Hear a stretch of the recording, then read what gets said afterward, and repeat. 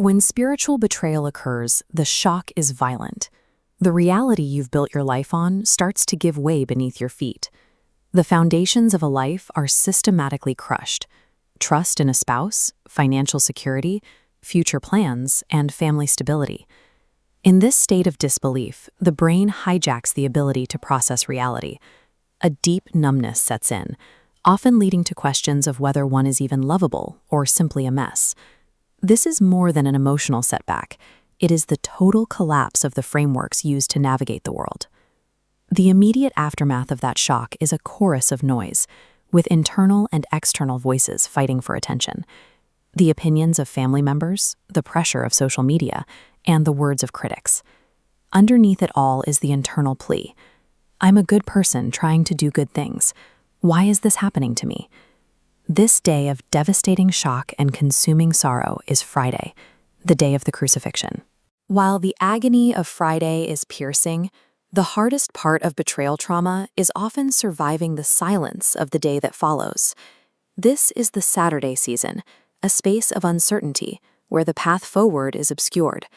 Answers remain unclear, the pain is actively present, and the miracle hasn't arrived. Many women find themselves trapped in this waiting period, where the numbness and pain feel like a permanent reality. While the world suggests following public opinion or fear, healing requires a different set of priorities. Moving through this fog involves 5 distinct steps: pause, pray, review covenants, seek revelation, and then move forward one step at a time. Surviving Saturday means deciding which voice to follow while the path remains invisible. The human instinct is to try and control the weather, to manually fix external circumstances, or repair shattered trust through sheer force of will. The storm of betrayal cannot be stopped. The only option is to deepen your roots. Stability comes from anchoring into the only foundation untouched by the storm, the Savior, Jesus Christ.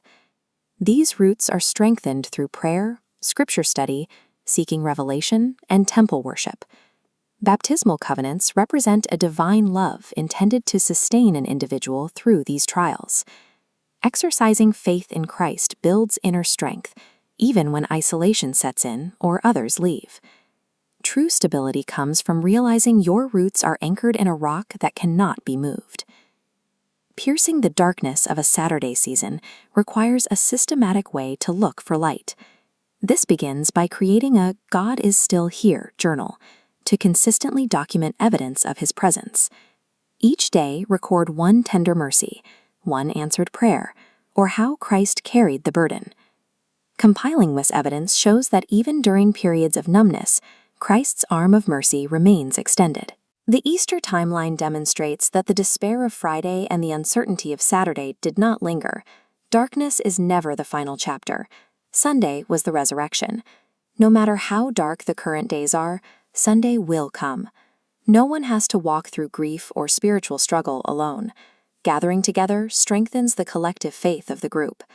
Faith has the capacity to grow most while we are in the dark, provided we remain anchored in Jesus Christ. Elder Mutombo teaches that wherever you are and whatever you are going through, you can feel God's infinite love manifested through His Son.